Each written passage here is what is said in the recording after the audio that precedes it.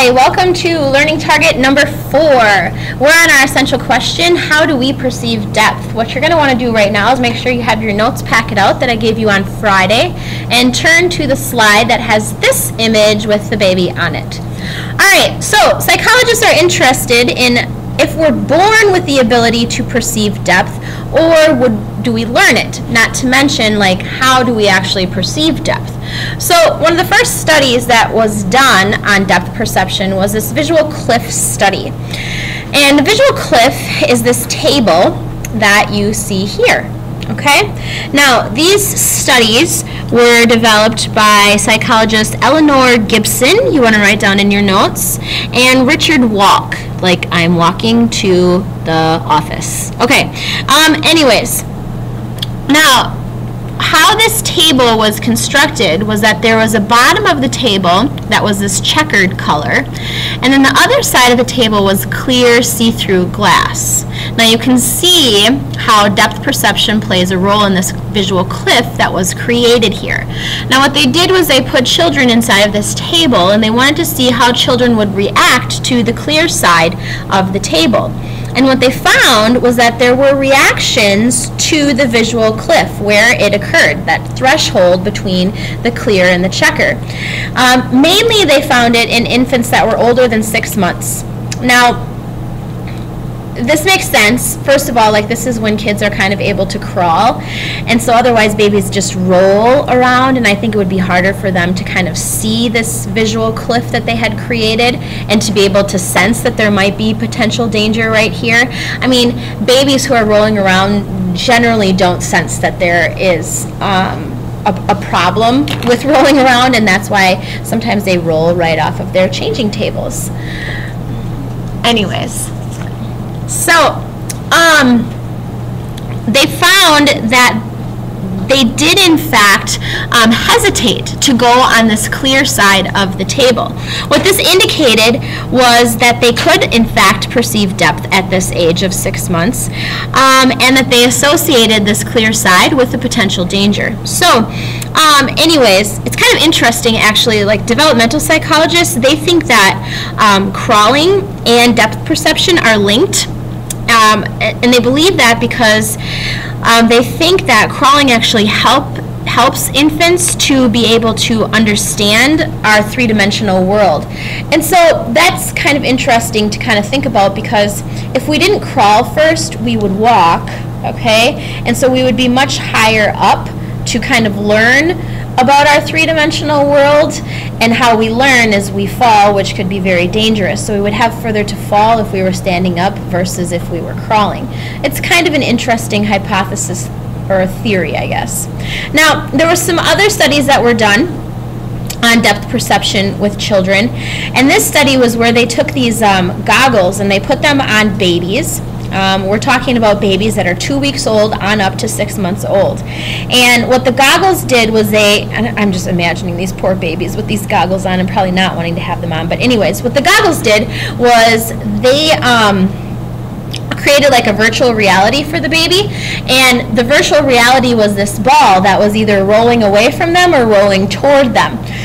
Now, they had these babies hooked up to monitors that were testing their heart rate and their breathing as well.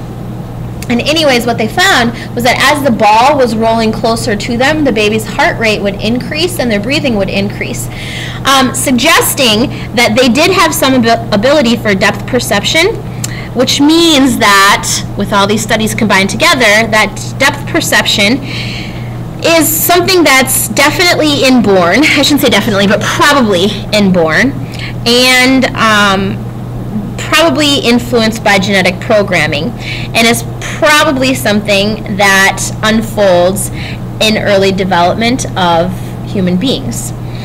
Now, there's other depth cues that we must learn that don't just unfold due to genetic programming, and those are binocular cues and monocular cues. So here's what we learned. We learned that there's some nature involved, but there's also some nurture, or some things that we end up learning how to perceive depth. So let's talk about those things that are nurture in depth perception. First of all, binocular cues. Binocular cues have to do with us using both of our eyes, bi meaning two. All right? So those cues are how our eyes together are able to pick up on our sensory environment. So the first way that we are able to perceive depth that we learn is this way called binocular convergence. So here's what I want you to do with this, all right? I want you to take your arm and I want you to stick it out. And don't worry about the people that are around you while you're watching this video right now. And I want you to hold your finger up in the air. And then I want you to focus on the tip of your finger. And then I want you to bring the tip of your finger closer and closer and closer to your face. And as you're doing this, what I want you to do is I want you to notice the feeling that changes in your eye muscles as you focus on your finger at the different distances. So what's happening here is that as the object moves further away, the muscles loosen, and as that object or your finger comes closer to you, the muscles tighten. And those muscles are going to send a message to your brain, and it's going to be perceived in the visual cortex by the feature detectors that are able to perceive this information that's coming in. And it's going to tell your brain that, hey, that object that you're looking at is really far away because the muscles are loose, or hey, that object is really close because the muscles are tight. All right? All right, so that's binocular convergence. Another learned cue is the cue of retinal disparity. Now, what this is our difference in perspectives of two eyes. Now, here's what I mean by that, the difference in the perspectives. Disparity means the difference between two things. All right? So, what I want you to do is I want you to hold your finger about 12 inches from your face. Okay? Then I want you to look at it alternately with one eye and then with the other eye. So kind of like cover up one and look at your finger, and then cover up the other one and look at your finger. Camera 1, camera 2 from Wayne's World? Yeah? All right, anyways, I want you to notice how you see sort of a different view of your finger with each one of your eyes. And go back and forth a few times so you can see that. All right? So what retinal disparity does is it gives a cue to our brain by saying the greater the difference is when we're looking at objects, the closer they are. And when there's not a huge disparity in the image between the two eyes, then the object is further away. All right? Okay, so those are our binocular cues. Let's move on to monocular cues, or where we only need to use one eye for depth perception cues for how we're able to perceive depth. The first one that I want to talk about is this cue called relative size. So here's what we know.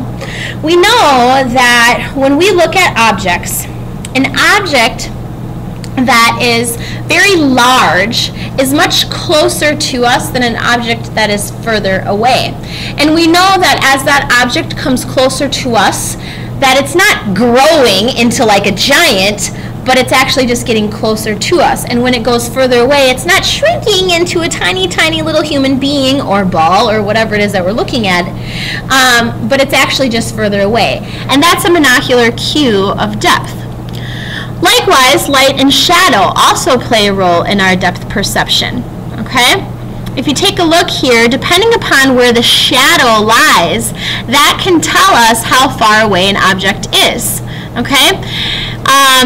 If we can see the shadow at all. Let me show you a video that kind of shows how important light and shadow are to our depth perception. Watch the image on your screen closely. Which of the two grey sections is darker? The top experiences stored throughout your brain as you try to identify the object. Once it's worked out what it is, your brain has to decide how the object is positioned in space. And one of its most reliable ways of doing so is to use shadows. Take a look at the basketball again. Let's put it on the court and move it along a diagonal. Now let's add a shadow. Is it still moving in the same way? So what if we change the position of the shadow? Do you think we can trick the brain into seeing the ball's motion differently?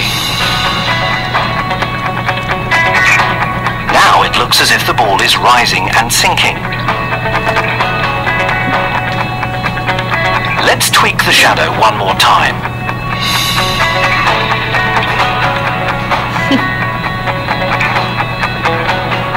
Now it appears the ball is bouncing. In a world with a single natural light source, your brain has learned to trust shadows as a near foolproof way to know the behavior of objects in space. And in general, it's worked. Okay, so we get the idea here for shadow and how that plays a cue in our depth perception and what objects are doing. As far as light goes, what happens here is the lighter objects are, the closer they are to us, and darker objects are further away. So that gives us a cue about the depth perception of a certain object. All right, another cue is the cue of interposition. Now, how this works is the position of the object, obviously, in space. So, we know that this man is closer to us than this column is because he blocks out part of this column, okay? But if the column was in front of him and blocked out his arm, we would know that the column was actually in front of him and he was further away from us. So you want to put down in your notes that it has to do with how an object would block out another object. That gives us a cue about depth.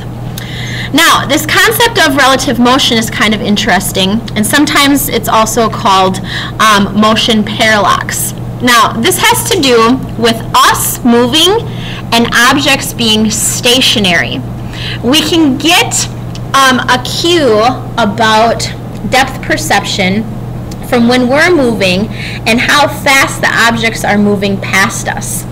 Now, the objects, remember, are not going anywhere. So here's what I want you to imagine, okay? I want you to imagine that you're in the passenger seat of a car and you're driving down a freeway, okay? Now, on this freeway, you are looking out the window at the scenery that surrounds you, okay? As you're looking out, you notice way off in the distance that there's a mountain, and then there's a big field, and then as objects become closer to you, there's light posts, or I shouldn't say light posts, but telephone wires, and then there's mile markers, okay? Until we get to your car. I hope you're with me so far. All right, so what's happening here is as you're looking at this scene, you notice that the light poles and the mile markers seem to be going by, or you're going by them, faster than what you're going by that mountain, okay? And this gives us a cue about depth, this motion parallax, okay? We're not really going by anything any faster than the other, but because the telephone poles and because the mile markers are closer to us, we appear to be going by them faster than what we are going by the mark or the mountain or whatever is further off in the distance. And that gives us a cue about depth. All right, another depth cue is this cue of atmospheric perspective. Now, let me show you what this looks like. Atmospheric perspective has to do with the atmosphere, okay? So, how clear an image looks versus how hazy or how foggy it looks. We know that an object is further away from us if it appears foggy and hazy than if it would appear clear as we get closer to where we are standing. And that gives us a cue about depth. And the last one is this cue called texture gradient. And so what we notice here is that as objects get further away, they appear that they're smooth. We know in fact that these hay bales are not smooth, as opposed to these ones here that look much more rough and rugged like hay actually is. I guess this is probably straw. Yeah, my dad would be dying right now that I called this hay when it's straw. But anyways, okay. But you can see here where you could actually like tell what the texture of this object is versus this one where it looks really smooth. So objects that are further away appear smooth, and objects that are closer to us still have their texture or their gradient. All right, so these are our binocular cues that we learn, our monocular cues that we learn to perceive depth, and of course our ability biologically to perceive depth that we're born with. So what I want us to do on Monday when we come to class is we're going to do the synapse strengthener that's right here, and you can read through that on your own. But be thinking about how you want to show me that you know this learning target of how we are able to perceive depth. All right, you should be able to describe this at this point. If you can't, please let me know, and we'll work on this on Monday. All right, have a great weekend, and of course, make good choices.